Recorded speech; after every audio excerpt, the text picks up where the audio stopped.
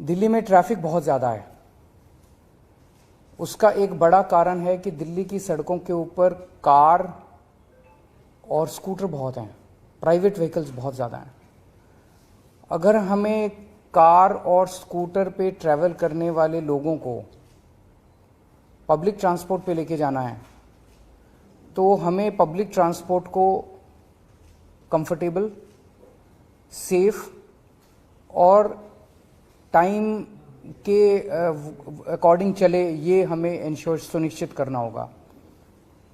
सबसे बड़ा रेवोल्यूशन दिल्ली के ट्रांसपोर्ट सेक्टर में तब आया था जब दिल्ली में मेट्रो शुरू हुई थी। बहुत सारे ऐसे लोग जो मिडिल क्लास के लोग हैं, इवन अपर मिडिल क्लास के भी लोग हैं, उन लोगों ने अपनी अपनी गाड़ियां छोड़ के और मेट्रो से जाना शुरू किया। इससे दिल्ली की सड़कों पे काफ़ी व्हीकल्स की कमी आई थी। लेकिन धीरे धीरे over a period of time, अब मेट्रो को भी 22-23 साल हो गए, 25 साल हो गए, धीरे धीरे दिल्ली की सड़कों पे फिर से ट्रैफिक बहुत ज़्यादा बढ़ गया है। मेट्रो खचाखच भर गई हैं, जिसकी वजह से एक रिपल्सिव इफेक्ट है कि जिन लोगों ने मेट्रो में जाना शुरू किया था, मेट्रो में जगह नहीं मिलती, बैठने की जगह नहीं मिलती, खचाखच भरी रहती है, वो आराम नहीं है। सो वापस लोग अपनी गाड़ियों पे आ गए, वापस लोग अपने स्कूटर पे आ गए। दिल्ली में बसें हैं, दिल्ली की डीटीसी की बसें हैं, क्लस्टर बसें हैं। वो बसेस लोअर मिडिल क्लास तक इस्तेमाल करते हैं लोग। बसेस एसी बसेस भी हैं, लेकिन बसेस में सीट की कोई गारंटी नहीं है। वो वाला कंफर्ट नहीं है जो एक अपर मिडिल क्लास या मिडिल क्लास एक्सपेक्ट करता है। उसको देने के लिए एक स्कीम के ऊपर हम पिछले 4-5 साल से काम कर रहे हैं। प्रीमियम बसेस हम लाने की कोशिश कर रहे थे दिल्ली में। ये अपनी तरह का पहला एक्सपेरिमेंट है पूरे देश के अंदर। इस तरह की प्रीमियम बसेस पूरे देश में कहीं एक स्कीम के तहत कहीं नहीं चलाई गई हैं। इसको एक स्कीम बनाई है हमने, Delhi motor vehicles licensing of aggregate premium buses scheme, aggregator. तो प्रीमियम बसेस के एग्रीगेटर स्कीम हम लेके आ रहे हैं। ये प्रीमियम बसेस जो हैं ये कंफर्टेबल होंगी, 2x2 की बसेस होंगी, एयर कंडीशनड होंगी। इनके अंदर बसों में वाईफाई होगा, जीपीएस होगा, सीसीटीवी होगा, पैनिक बटन होगा और सीट की बुकिंग जो है वो ऐप बेस्ड या वेब बेस्ड होगी। कोई भी खड़ी सवारी अलाउ नहीं की जाएगी, आपको शर्तिया तौर पे सीट मिलेगी। इस किस्म की स्कीम पहली बार लाई जा रही है और इसमें हमारा मकसद पूरा का पूरा ये है, ये टारगेट किया जा रहा है मिडिल क्लास और अपर मिडिल क्लास को, जिनकी पेइंग कैपेसिटी है, जो अपने कंफर्ट के लिए पे कर सकते हैं, रोज अपनी कार लेके जाते हैं, कार का पेट्रोल खर्च करते हैं। लेकिन अगर उनको ऑप्शन मिलेगा कि एक बस है जो कि कंफर्टेबल है, तो हो सकता है, हम उम्मीद करते हैं कि बहुत सारे लोग अपनी कार छोड़ के और बसेस की तरफ शिफ्ट करेंगे। इसमें 3 साल से पुराना व्हीकल अलाउ नहीं किया जाएगा। जो बसेस लेके आएंगे वो 3 साल से पुरानी नहीं होनी चाहिए, सीएनजी होंगी। लेकिन 1 जनवरी 2024 के बाद की जो भी बस खरीदी जाएगी वो इलेक्ट्रिक व्हीकल होनी जरूरी है।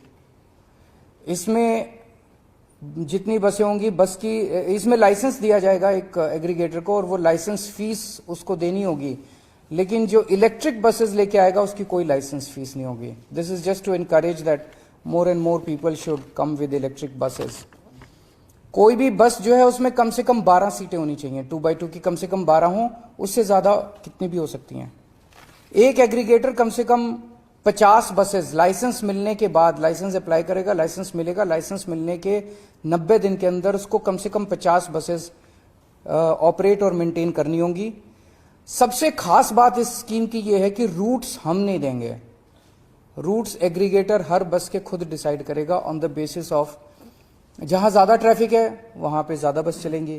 तो ऑब्वियसली जहां वहां ज्यादा बस चलेंगी तो वो ट्रैफिक ईज होने में मदद मिलेगी। तो वो रूट्स खुद डिसाइड करेगा, खुद सेलेक्ट करेगा, हमें इन्फॉर्म कर देगा, दिल्ली सरकार को केवल इन्फॉर्म करेगा। फेयर भी वो खुद डिसाइड करेगा, मार्केट डिसाइड करेगी फेयर। हमारी एक ही शर्त है कि डीटीसी का जो फेयर है उससे ज्यादा होना चाहिए। ऐसा ना हो कि डीटीसी से कम फेयर, इसके अंदर डीटीसी से ज़्यादा फेयर होना चाहिए। बाकी उसका जो भी है, जो मार्केट फेयर देने के लिए तैयार है वो फेयर चार्ज कर सकता है। जैसे मैंने कहा, केवल मोबाइल से या वेब बेस्ड बुकिंग होगी, ऐप बेस्ड या वेब बेस्ड बुकिंग होगी। सीट्स आपको शर्तियाँ मिलेगी और सारी पेमेंट्स डिजिटली करनी होंगी। ये सारी बसेस, इनका एक लोगो और एक यूनिफॉर्म कलर कोड वगैरह हम कर रहे हैं, और बस के अंदर एग्रीगेटर जो है वो अपना एडवर्टाइज कर सकता है और उस एडवर्टाइजमेंट से बस के अंदर वो रेवेन्यू कलेक्ट कर सकता है। इस स्कीम को आज हम एलजी साहब के पास भेज रहे हैं। जैसा आप लोग जानते हैं, दिल्ली की जो एडमिनिस्ट्रेटिव व्यवस्था है, एलजी साहब को ये तय करना है कि वो इस स्कीम को राष्ट्रपति को रेफर करेंगे या दिल्ली सरकार को आगे बढ़ने की इजाज़त देंगे। दिल्ली सरकार ने अपनी स्कीम फाइनल कर दी है, अब ये राष्ट्रपति इनके पास जाएगी, एलजी साहब के पास। एलजी साहब या तो इसको राष्ट्रपति को, अगर असहमत है तो राष्ट्रपति को रेफर करेंगे, पर मुझे उम्मीद है कि पब्लिक वेलफेयर की स्कीम है वो क्यों करेंगे।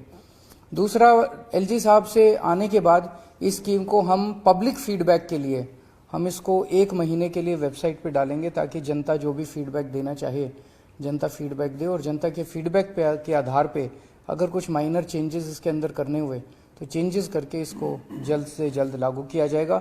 मैं समझता हूं कि ये दिल्ली नहीं, पूरे देश के ट्रांसपोर्ट सेक्टर के लिए एक मील का पत्थर साबित होगा।